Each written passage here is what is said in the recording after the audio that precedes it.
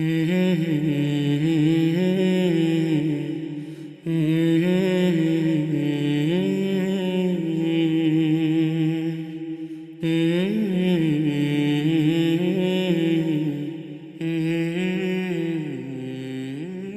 most of the religions, basically, they speak good things. But Islam, besides speaking good things, it shows you a way how to achieve a state of goodness. And people object and they have different opinion. How should the law be? And one of the common objections is that women, they are subjugated because of the Islamic hijab. And they say that the Islamic hijab, it's not modest at all. It's not for modesty, it is for subjugating the woman. And if we analyze and if we look around us today in the world, the level of modesty, it keeps on differing from individual to individual, depending upon the surrounding and the society. For example, in certain Muslim Arab countries, even looking at a woman, even staring at a woman is considered immodest. Here in India, you can look at a woman, you can talk to a woman. But if you touch a woman, it's immodest. Therefore, the Indian sort of greeting is with the folded hands. As long as you don't touch a woman in India, it is considered modest. If you go to certain Western countries, shaking hands, men and women, men and ladies, it's modest. You can shake hands, you can talk, you can stay, no problem.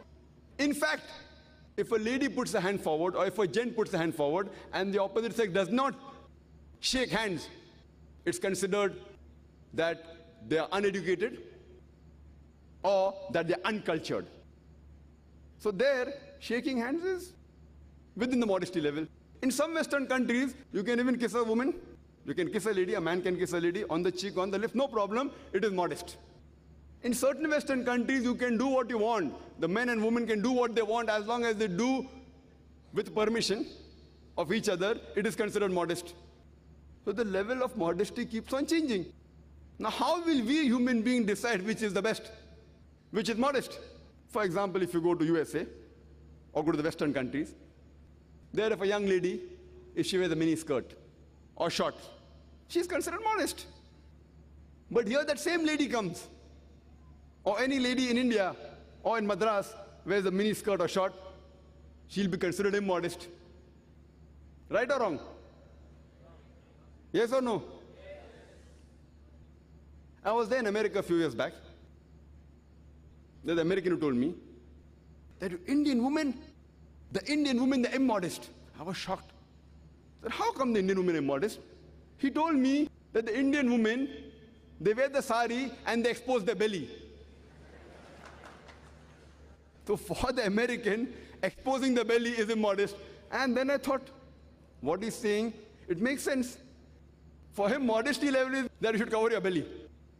Now, we Eastern people, we Indians, we think we're very modest. But for the Westerner, exposing the belly is immodest. So who's to decide what is modest or what is immodest?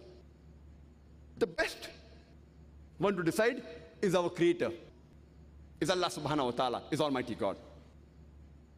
So let's analyze what is mentioned in the Islamic Sharia, the Quran and the Hadith about the modesty level. And people who lay an allegation that Islam subjugates the woman because of hijab, I would like to tell them that if you go back in history, at the time of the Babylonian civilization, they ill-treated the woman. If a man committed murder, instead of he getting the punishment, his wife was put to death. In the Greek civilization, they had a concept of an imaginary woman by the name of Pandora, who was the cause of all the misfortunes. Initially, they believed in chastity, but because of ego and fame, prostitution became common. In the Roman civilization, nudity was very common. Prostitution and promiscuity was very common. In the Egyptian civilization, the woman was considered as a sign of the devil. And in the Arab civilization, before the Quran was revealed, very often, when a female was born, she was put to death. She was buried alive. Islam is the first religion, and Prophet Muhammad sallallahu alaihi wasallam is the major benefactor who uplifted the woman. After Islam gave rights to the woman, it also showed them a way how to maintain their modesty, how to maintain their rights, how to maintain the position. That's the reason hijab has been prescribed. People normally talk about hijab of the woman, but Allah subhanahu wa ta'ala, God Almighty, in the Quran, He first speaks about the hijab for the men and then for the women. Allah says in the Quran, in Surah Nur, chapter number 24, verse number 30, say to the believing man that he should lower his gaze and guard his modesty. Whenever a man looks at a woman, any brazen thought comes in his mind, he should lower his gaze. Any unashamed thought comes in his mind, he should lower his gaze. One day there was a Muslim who was staring at a girl for a long time. I told him, brother, what are you doing? It's not allowed in Islam. So he told me that a beloved prophet said, the first glance is permitted, the second is prohibited. I have not completed half my glance. What did the prophet mean when he said the first glance is forgiven, the second is prohibited? That does not mean a person can look at a woman for 10 minutes without blinking and saying, I have not completed my glance. It means that if you unintentionally look at a woman, do not intentionally look at her again to feast on her beauty. The next verse speaks about the hijab for the woman. Allah says in the Quran, in Surah Nur, chapter number 24, verse number 31, say to the believing woman that she should lower her gaze and guard her modesty, and display not her beauty except what appears ordinary of, and draw a head covering over her bosom, and display not her beauty except in front of her husband, her sons, her father, and a big list of mahram, the close relatives who she can't marry is given. There are basically 6 criteria for the hijab, which is mentioned in the Quran and the authentic hadith. The first is the extent. For the man, it's from the navel to the knee. For the woman, the complete body should be covered. The only part that can be seen are the face and the hands up to the wrist. There are many scholars who say that even this should be covered. The remaining 5 criteria are the same for the man and the woman. The second criteria, the clothes they wear, it should be loose. It should not reveal the figure. Third, it should not be transparent so that you could see through. Fourth, it should not be so glamorous so that it attracts the opposite sex. Fifth, it should not resemble that of the opposite sex. And sixth, it should not resemble and be a sign of the unbeliever. These are basically the 6 criteria of hijab. And Allah says in the Quran, in Surah Ahzab, chapter number 33, verse number 59, that, O Prophet, tell your wives and your daughters and the believing women that when they go abroad, they should put on the cloak, so that they shall be recognized, and it will prevent them from being molested. Quran says hijab has been prescribed for the woman so that it will prevent them from being molested. Suppose there are 2 twin sisters who are very beautiful, wife very beautiful, and if they're walking down the streets of Madras, and if one twin sister, she is wearing the Islamic clothes, complete body covered, except the face and the hands up to the wrist, and the other twin sister, she is wearing the Western clothes, the mini skirts or shorts. And if round the corner there is a hooligan, there's a ruffian who's waiting for a catch, who's waiting to tease a girl, I'm asking a question. Which girl will it tease? Will it tease the girl wearing the Islamic hijab, or will it tease the girl wearing the Western clothes, the mini skirts or short? Which girl will it tease? But natural, he will tease the girl wearing the mini skirts or short. So Quran rightly says that hijab has been prescribed for the woman so that it will prevent them from being molested. And after that, if any man rapes any woman, the Islamic Sharia says he gets capital punishment. People will say, capital punishment? In this age of science and technology, Islam is a barbaric religion. It's a merciless religion. It's a ruthless way of life.